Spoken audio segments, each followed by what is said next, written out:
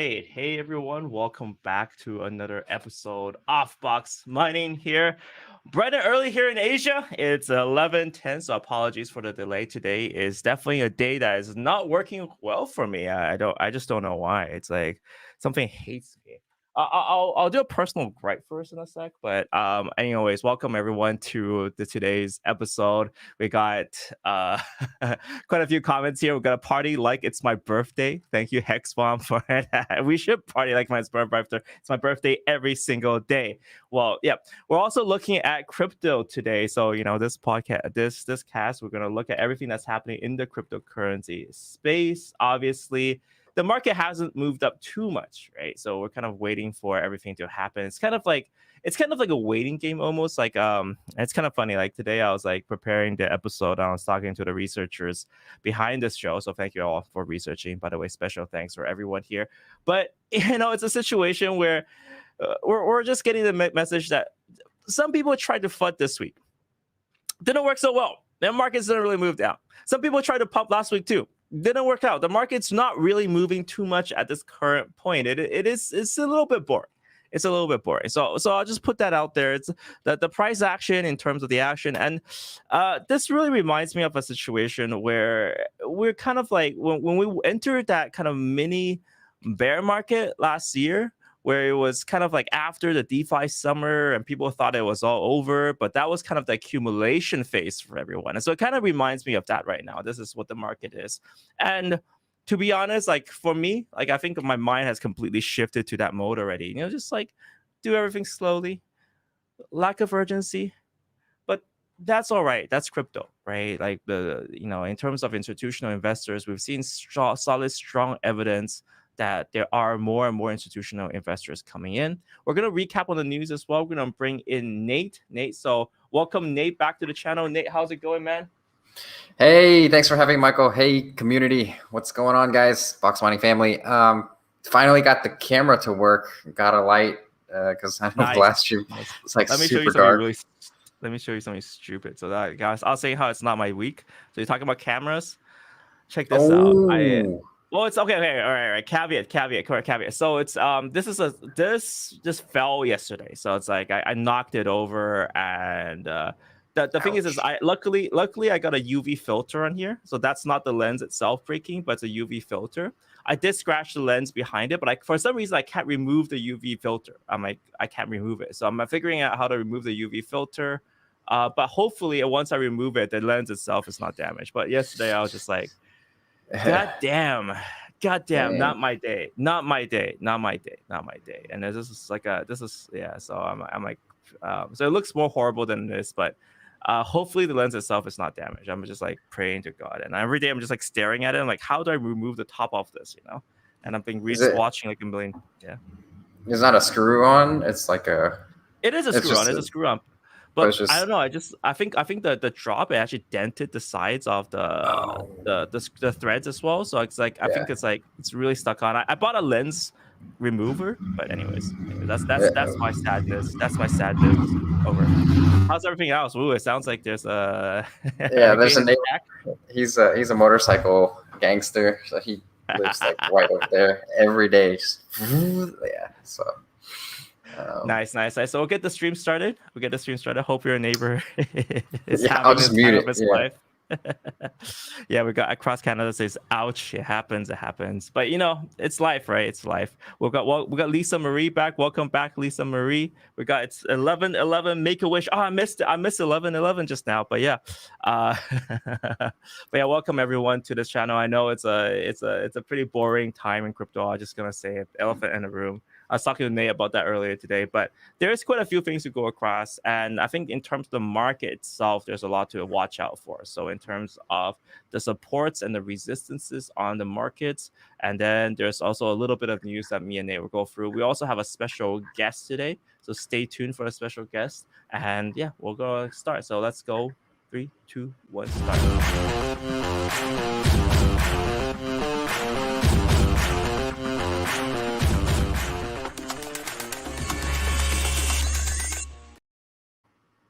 All right, guys. So I'll do the first glance at the market. I'll do a little bit of the price. Nate, just when you want to throw yourself inside, do so.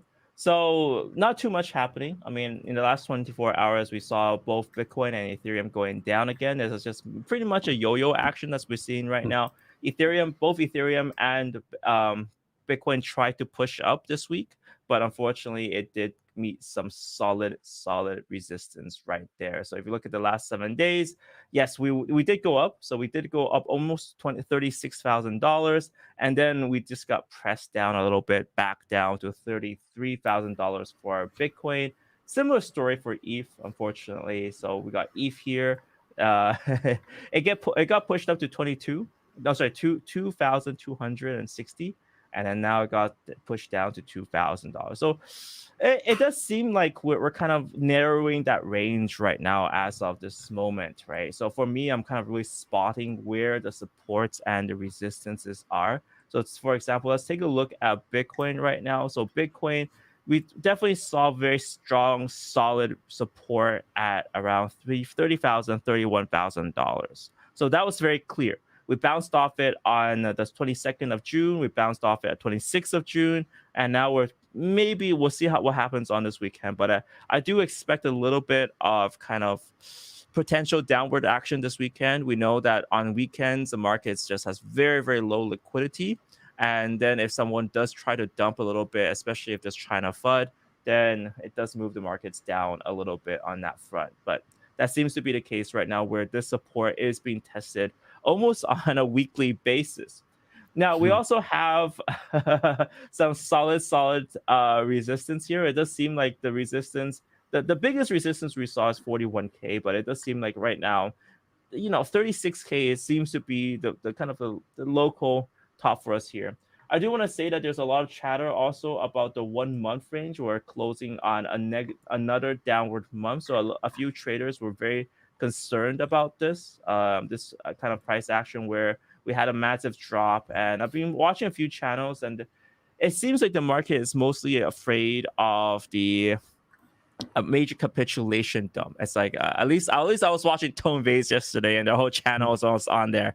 But I don't really feel like I'll be honest here. I feel like technical analysis, like in this situation, works very well when it's very unclear how much downward pressure there is, right? So it does seem to work a lot better now. But the biggest uncertainty here is with the China factor, where there's a lot of the mining that's being stopped in China. And also, more importantly, I think this is very weakly covered, there's a lot of kind of suspensions on trades with both the OTC traders and with the exchange traders. So the biggest issue here is we don't know how much of an impact that's going to be, or we don't really know if the exchanges, rather the biggest question will probably be, we don't know if the exchanges will be suspended. I think that's probably the biggest FUD news that can happen in China. But what we're seeing is that every time it does seem that there's weekends, there's a dip, and then we kind of have a pull up. So what happens is that there are weak hands, at least in the Asian markets, that are selling. And then that's pushed back up by the global markets, where we saw huge amounts of global news. I think it's a situation where I think on the markets there, I'll just put this out there. There's a huge amount of positive news that came in the last month. For example, what's happening in El Salvador. I think that's huge, right? Like they're literally fulfilling Bitcoin's goal in life, right? Literally, you can go and use that, right? Yeah, the vision, finally, right? But it's a situation where that news came at a very bad time. It's just a time when a lot of Chinese are freaking out. And it does seem to be the case. I mean, I've been reading comments a lot, and I think a lot of people don't understand this, right? A lot of people are saying, oh, ban China forever. We don't want you. Chinese traders take a huge amount. If they really left, you'll be in a big problem. But also, it's also about x-axis. China really needs Bitcoin. The situation where people don't really understand the goal of Bitcoin is to have and offer people financial freedom, be a currency above the governments. And this is something that's critical globally, right? Yes. So I think that's one thing. And the other issue is that people don't realize how many people hold crypto in China. I think this is something that's, it's like if you're looking at the bridge between the East and the West, right? People don't understand that there's a lot of Chinese true believers of Bitcoin. You just don't hear them because they speak Chinese, right? But if you go into some of these hardcore groups in China, there's different factions. There's people who are speculators, but there's a huge faction that are like the chainers, the true believers in China, and they do honestly believe in crypto. And I think this is where it's coming in. So I think what's happening in the Chinese purge, and a lot of people are talking about this, is that the weak hands have left. All right, and there was a substantial number of miners who also kind of cashed out during this period of time because they need to migrate their farms overseas. So if you look at Bitcoin hash rate right now, just throw that out, Bitcoin hash rate. We saw a huge drop. We saw this huge drop. Let's just look at the charts right here. We saw the huge drop that came in. So this is a very clear sign that miners had to shut off farms. So we noticed like the peak was around 180 right here, and now we're all the way down to 80. So Yeah, it's pretty low. that's more than half, right? So more than half the hash rate got turned offline. So during that time, obviously there are people who are cashing out. They're freaking out. They're like, oh my god, we gotta shut down the mines. And that's what we're seeing. We've seen that reflected.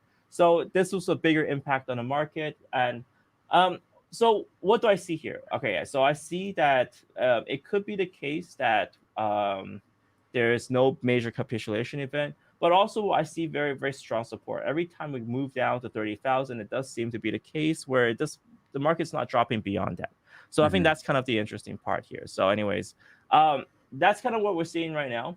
On the ETH side, it's relatively stable. We're not seeing too much action. ETH, there is the burn that's coming up with the new Ethereum hard fork that's coming up. We'll cover that soon.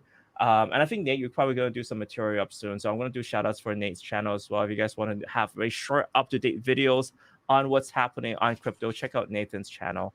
And yeah, I've seen quite a few videos on the new Ethereum upgrade, but that upgrade is going to increase the capacity of Ethereum blocks. And with the increased capacity, it's also going to burn.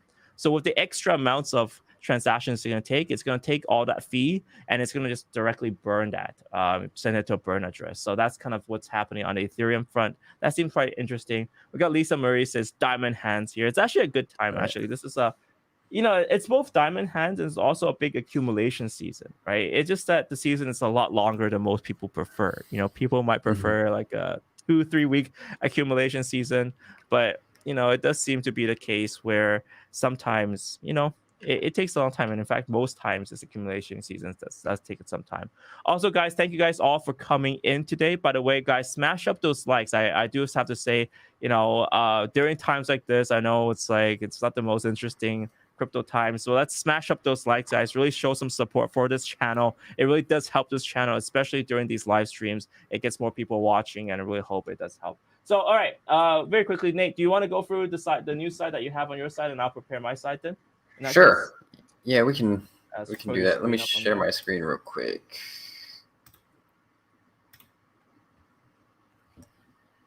All right. Is it working? Okay. Yep. Okay, so first on the list today is $30 billion in ADA are now staked as Alonzo smart contract excitement builds. So there's a video.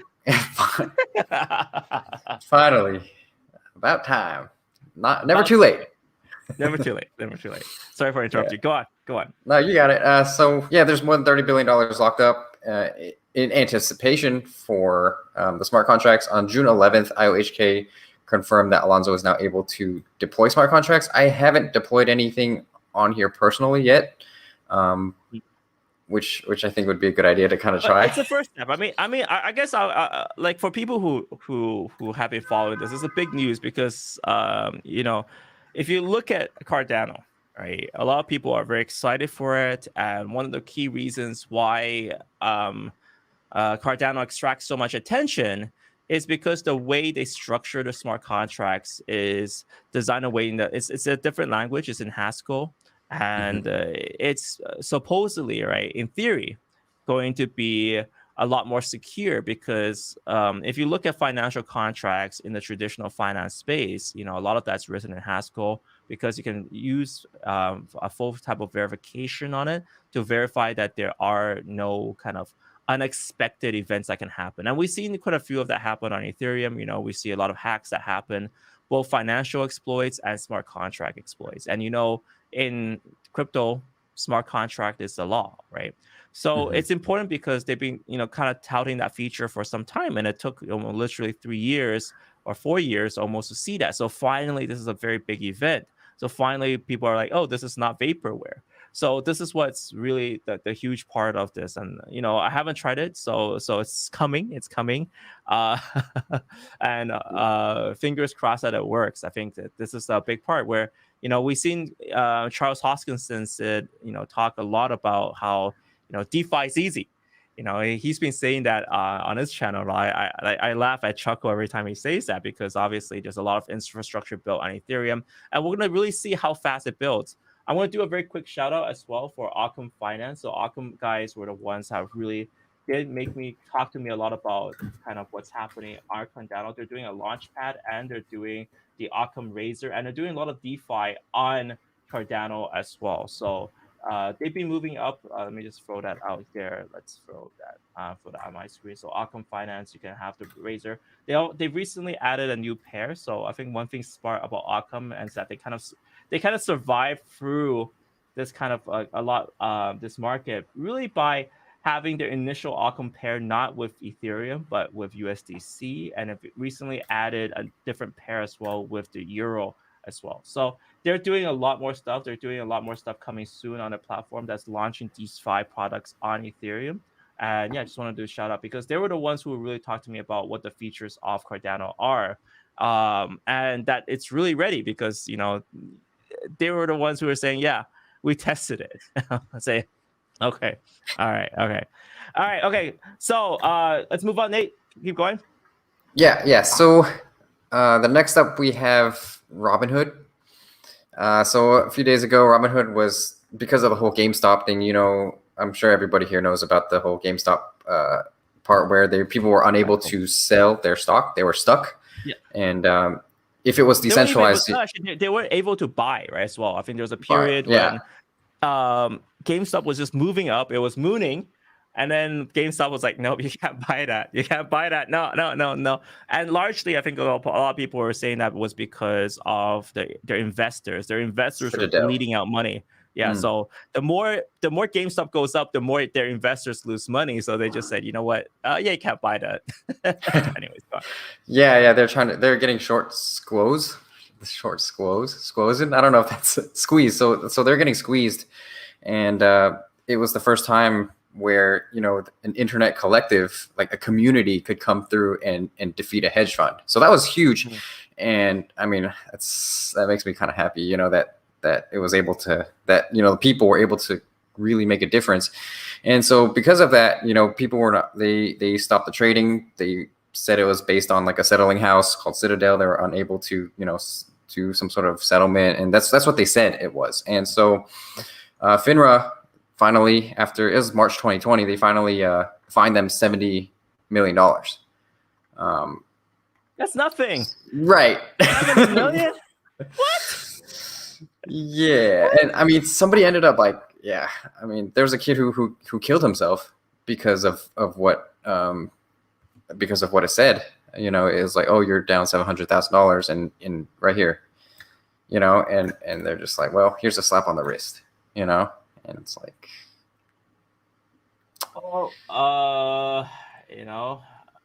like if you think about it, I think that's a very weak slap on the wrist, right? Because like if you look at how much was suffered, it was in the billions, right? Like these hedge funds that were shorting, right? They were shorting GameStop, and every time GameStop went up, they were bleeding billions. Right, so I think that's like the magnitude, an order of magnitude off. But anyway, so those are the sanctions, right? So it's like $1 million of sanctions on, they probably potentially saved their investors billions. So, anyways, congrats. Right. But so check this out. FINRA has reserved 57 million of it for fines, and then the people who were actually screwed only get 12 million out of the 70.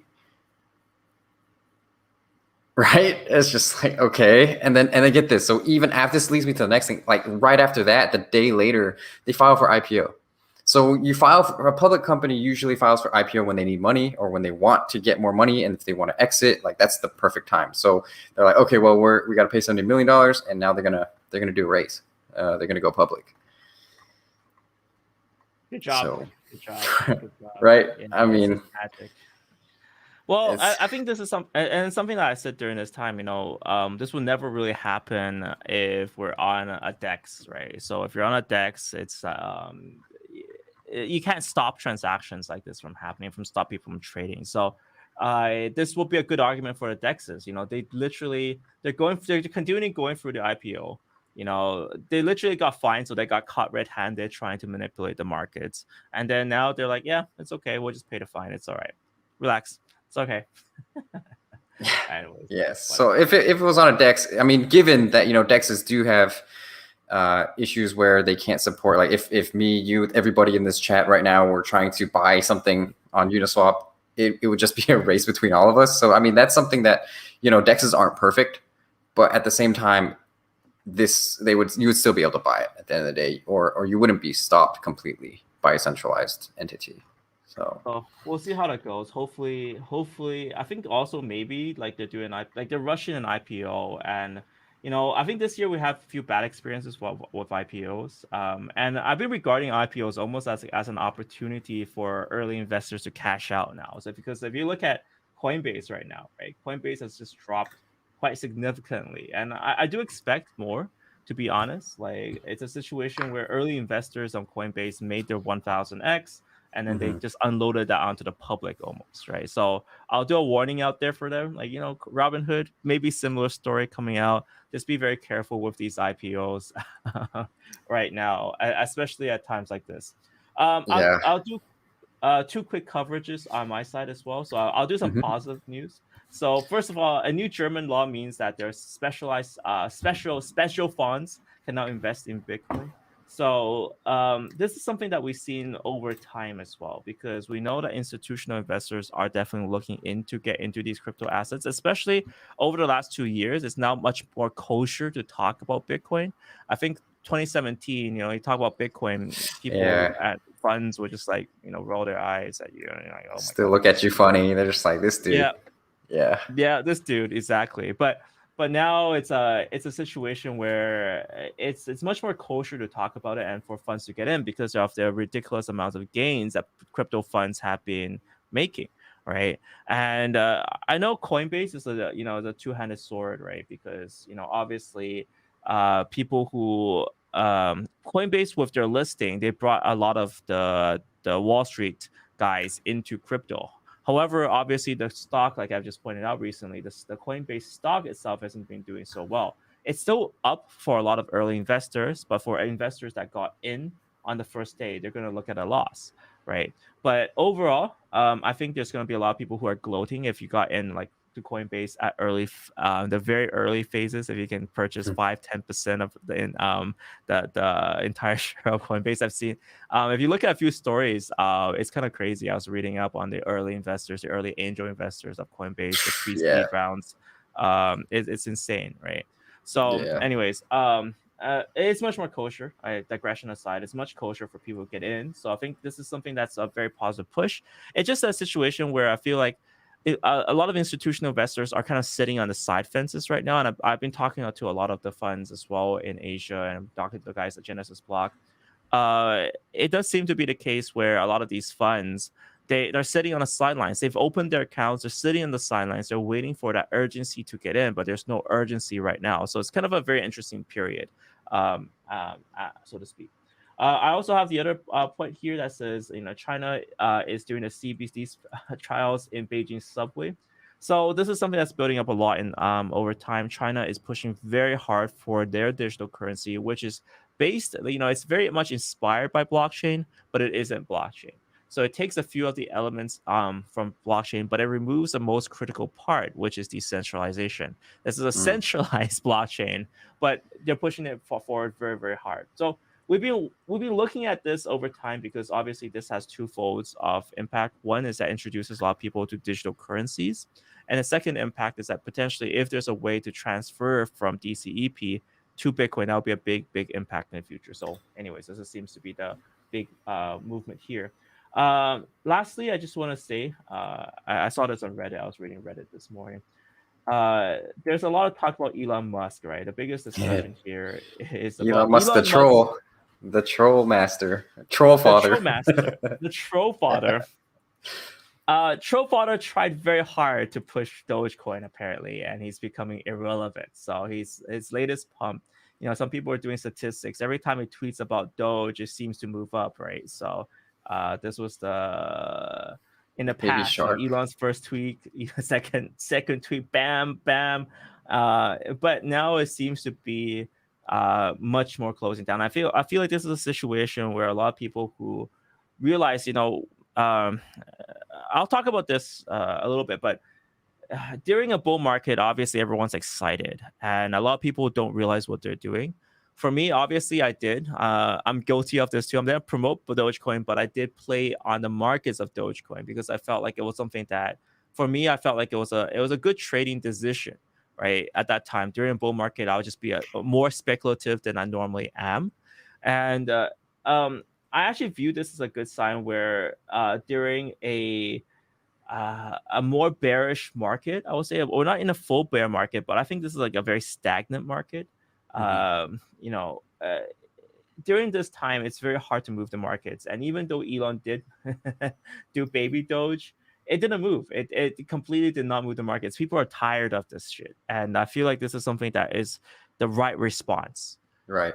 This is if in a way I was not promoting Dogecoin, but I'm promoting this, right? Which is the apathy to people trying to push coins. I think this is absolutely important long term, because if it's just all about the hype, then there's very little actual development and change. And something I've been looking for, especially in crypto, are coins and projects that can make a substantial change to disrupt something.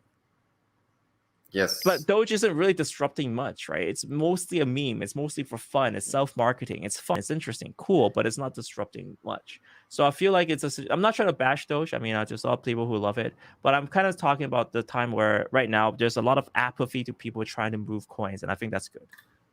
Overall, I think that's cool. Tower 656 says now there's a baby doge. Well, I'm pretty sure someone's gonna. There is a baby doge, yeah. I think someone's baby doge. Let's make a baby doge. Yeah, it's just a song, huh? Like the baby shark, but it's baby doge. That's what he's going for. Baby doge, dude. He's like face palming so hard. Baby doge, dude. Baby doge. You told me about that song. I think you're the one who told me about that song, the Baby Shark song. I didn't even know about it till like 3 months ago. Anyways, I love that song. All right. So we're almost done with the news segments. I found that quite interesting. There's a lot of apathy, and I think that's much better. Like I think, honestly, I agree. That's there's a little bit of salt. Read the white paper. They said, all will be okay. They said.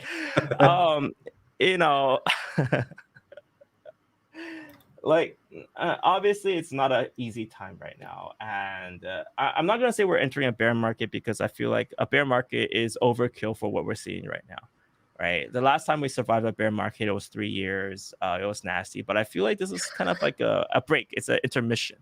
Intermission market. I would say that too. I feel like the bears are around town, but they're hanging out. They're here. They're just not. They're hanging. Yeah. It's much more careful. It's a careful market. All right. So we got Lisa Marie says, Elon sent baby shark, the baby doge of baby shark. I think Lisa made a good comment on your scene. Nate, congrats, man. She sang it too. All right. All right, guys. All right. So we also have a guest coming on. We got Ben Zhu from Stratos. Headphones. So let's bring him aboard. Let's let him in. Let's see what he's doing. He's been steadily waiting. So let's go. Ben, how's it going, Ben? Oh, Ben, you're muted, by the way. It seems like to be Sorry. Hi, Michael. Hi, Nate. Nice to meet you guys. Thank you for having me. Nice to see you. Hey. So I saw you waiting back there, very patiently waiting. And you're going to talk to us a little bit about Stratos, right? So I'll just bring up what's happening up here. So I guess,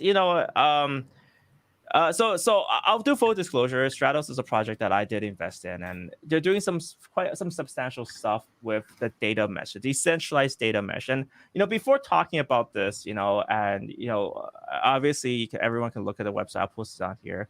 But there's a lot of complicated words. So I guess, like, for a starter, can you kind of describe what you guys are trying to do, what problems you're trying to solve with Stratos? Okay, yes. For Stratos, it's next generation decentralized data mesh. Yeah, it's hard to understand. But right now, in the world, we have a lot of centralized infrastructures like Google Cloud, Amazon Cloud.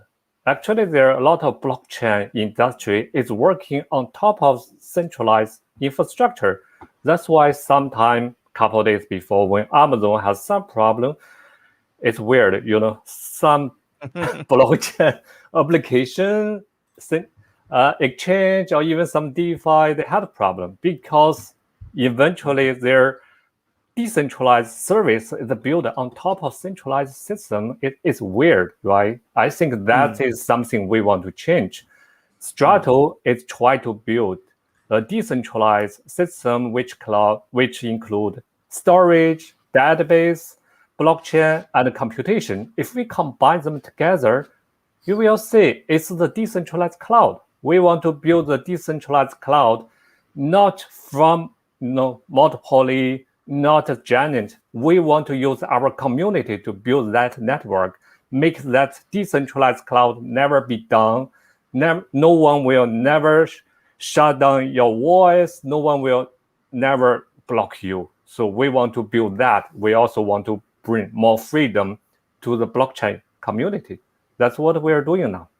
That's a very big goal. So this is kind of interesting, right? So we saw Lisa Marie saying Stratos, yeah. So good to see a supporter there. But so this is actually quite a interesting topic because like you said, was a problem, right? A lot of this right now, a lot of the internet architecture is really much monopolized by, say, AWS with Amazon, and we've seen problems like that. Like the moment AWS, like one of their kind of nodes goes down, like all the exchanges freak out. Oh my gosh, we can't process transactions. And even with decentralized, even on Ethereum with Infura, a lot of that's based on kind of cloud. So this is a big problem to solve because you're competing against the biggest companies, right? You're competing against Google, you're competing against Amazon. Right? How are you going to do that? How are you going to offer a service that's comparable, right? Because one of the issues, of course, is that with these big companies is that they, the reason why they're dominating is because they provide a very good service, right? They're providing good, reliable service, and why a lot of people like to use AWS it's that these big tech companies have a huge amount of server farms. They're very professional. How are you going to do that from a kind of a community level? Okay, yes, this is the very big goal, and we know that. But this will be a little bit long term. It won't be happen in a couple months. I think our milestone will be around 2 years. And actually, at the beginning, maybe let me to introduce myself a little bit to see why. Because when we talk about this to the investor, most investors ask us or challenge us. Okay, you tell us a very great story, but why you want to do it? Why you think you could to do it? Okay, for my personal and my team, I have more than 20 years experience in this field, in IT field. I be developer, senior developer, architect, and be CTO before. And in previous 7 years, I working on company which have top 10 website running across the world. I was the founder of that company's cloud team. In that team, I built from myself. I started to build entire platform or private cloud to cross the world. And on that platform, every day we process 100 billion records or even a transaction every day, and it's very solid. And so that's why we started doing this. We have idea, we have experience. I know that experience comes from the centralized system, but it's distributed across the world. So we redefine our ideas, we redefine the architecture. So we combine some new technology and with blockchain, then okay, the decentralized storage, decentralized computation, and the database ready. So actually, when we start to build the first step, is actually right now we're start to talking to some miner, who will build this network. Okay, we're build, but we also need someone to help us. So we're start to talking to the miner. So they will bring their servers, they will bring their bandwidth, they will bring their resources to the network, and the network will build from there. And eventually, the idea of end of this year, we hope we will attract about 10,000 or maybe 50,000 level of miner could cross the world, could join our Strato network, and they could join blockchain network, they could join the storage network, or maybe next year they can join the database network. So from here, you will see a lot of people when I do the AMA couple weeks before, a lot of people, they misunderstood what's Strato. Strato is a public blockchain. It's not. Strato is the decentralized services provider. It's not only blockchain. Blockchain is just one component. We still have others. So the people start to talk, okay, you not only one public chain, you will have 4. Yes or no, we have 4 components, but some component could run on one chain, but yes, we also have blockchain. So yeah, I don't want to go detail. Maybe it's too technical. All this together, and I think just put it in perspective, because I've mined before, and I think it's quite interesting where, when you're mining, there's 2 types of resources you can use, right? So you can use proof of work, which is either using ASICs or GPU, so you have computational power. But something that's quite interesting recently is proof of storage, right? And we've seen kind of 2 major, like 3-4 major projects actually move on that. So we have Filecoin, we have storage, we have Chia Coin. Chia Coin does actually offers cloud storage, but they use storage. So they definitely have a lot of storage available, and this is something that you can readily provide. Let's say, for example, like this is just relaying my recent experience, but let's say I have 16 terabytes of free storage here on my computer, right? So I'm not using that. I'm just like leaving that around. It's just because I store a lot of videos, but they're not taking 16. They're not taking the entire slot right now. So I have some free, and if that's free, then I should be able to make money on that. So I can connect that to the Stratos network, right? So if I have some spare storage that I'm not using right now, maybe I can put that to the network. Yes, but when you talk about the proof of storage, I don't think that's the good consensus to incentive the network. Yeah, Filecoin is using that, but I see it's something it's not good. I give you an example. Okay, let's talk about the top internet company across the world. It's Google, Facebook, Netflix. Any of the companies they mention, I'm the biggest storage company. Has anyone mentioned that? No one care about that. Most people, they care about the traffic, how many active users every day, every hour, how many traffics they have, right? And that's the value returned to their stock, okay?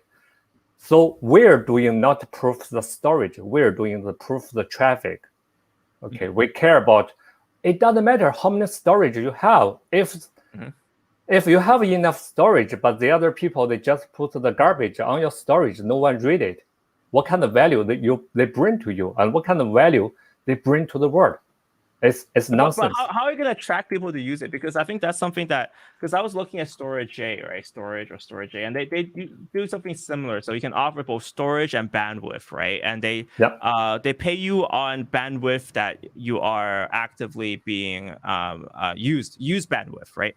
So I think you hit the nail on the head here. You must make it useful, but who's going to use Stratos, right? Like who are your target? So I guess you saw part of the problem. You know that miners have a lot of storage, they have a lot of bandwidth available, but how are we going to target the customers? Like who's going to use it then? Okay, the idea is we will use them first, because Strato is not only doing the infrastructure, we have parts of the team also build the application on top of the Stratos as well. The reason we do it, we want to be the first one to using our own infrastructure to show the people how powerful it will be. And we will do the demo in end of this month. Yes, we will show what's the difference between the decentralized Strato storage and Filecoin and others, maybe BZZ as well. And the difference is our network will be very efficient, and we can show you guys you're not only uploading and downloading file very efficient, very fast, you even can just upload your video or maybe your audio MP3, and you can directly to play online without downloading them. So, so it's like I give you that, so streaming. fast I can stream, right. Maybe in the case after when we are fully ready, our main network online, I even want to invite you guys to do the streaming across the Strato, not only from YouTube. YouTube cut you guys a lot of benefit. That's the decentralized system. We want to build the decentralized YouTube. We could build decentralized even Apple Music. So that's a free market. Everyone can join. Everyone can make money from there. So that's the usage. That's the traffic come from. We will also build, based on the Strato network, we will also build the decentralized, not decentralized. We will also build NFT. We will build Oracle solution. We will build decentralized social media. Those all the traffic could come in, and we build that. Are we running that? No, we're the infrastructure team. We want to build them. We want to show the community. We will open source all our code to them, let them to learn, let them to copy. Then they can start to onboard the Strato infrastructures. Then the traffic will come. At the meantime, we will also go outside the blockchain industry. We already start to talk some traditional company, internet company. I told them, okay, we have the decentralized storage, which can help you to accelerate your content. You can consider where the decentralized CDN. Will you be interested? I talked to several of the internet companies. They are interested because we can provide much cheap price to them, the services. And we will show, I will be very excited to show the demo to them in end of the month and the next month. So we want that's kind to of the key point. That's so your market strategy really is to demonstrate to people that this is faster, right? Like this is but why is it faster? Is it because of the because of how distributed the network is? Because so many people, anyone can join it, which means that this connection speed is much faster if I'm just kind of sending it peer to peer. I think most of the reason is we're using a different way to design this. The infrastructure is and the architecture is very important. Like I said, I not only myself, I have a very strong team behind the Stratos, and most of the people have more than 10 or 20 years experience working on the top of enterprise. But you can say the same argument with people who work at Google, right? They also have 10, 20 years of experience. I'm pretty sure Google can hire the top engineers. You can put the top salary there. But why can't they develop a architecture that is just as good or if not better, right? What's your kind of secret weapon and sauce here? Okay, if we see that when we talk about the Google, the Google maybe have 20 or 30 centralized cloud center across the world, but they cannot build their network in each street, in each neighborhood, right? So that is something like edge computation and edge storage. But we can, because we have the incentive, and the blockchain miner could be anywhere, but Stratos miner could be anywhere as well. They could be living in the big city. They could be living in very, very far away, small city, small town, maybe 100 people in their small town. But we can, based on the request, we can deliver the video, the content to their small town, which is far away from the Google data center, but very to their users, right? That's edge computation. Well. Okay, that's one they cannot beat with us. Got it. All right, so this is the next demo. So that strategy here is to prove that's faster. So that's the key date that's coming up. What's kind of next on the horizon? So once you do that, that's with the storage, that's with the videos and stuff. What's happening afterwards? You have 4 pillars, right? Yeah, we have 4. Okay. after we have storage, we will start to do the decentralized database. Then will be decentralized computation. And these three, actually blockchain, testnet of the blockchain already be available. And if anyone is interested, they can check in our GitHub. We are open source, and we also have Get. They can start try to join our blockchain network. At the meantime, we will let the community to know. We will launch the incentive test network. Let the people start to join our storage network. Let's start to build that, small fair. Let the people to know us. And when we have, like I mentioned, when we have enough miners, it's ready, and we will start to build the pure network, the powerful network, and they will join the public chain next year. So I think next year we will have real powerful product. Nice. That's that. And also this year we will also try to launch the NFT. The NFT you can streaming your video on our NFT network, and they can pay, and not YouTube pay you. Maybe your fans can pay you. That's Strato token to watch on that. Right. Even your music. Got it. That's our milestone. It's about content providing this year, and then building that towards database and computational. So it's very much a longer term project, and that's how it's going to be. All right. So with that, also, if people want to find a little bit more about Stratos, how do they contact you? How do they find out more?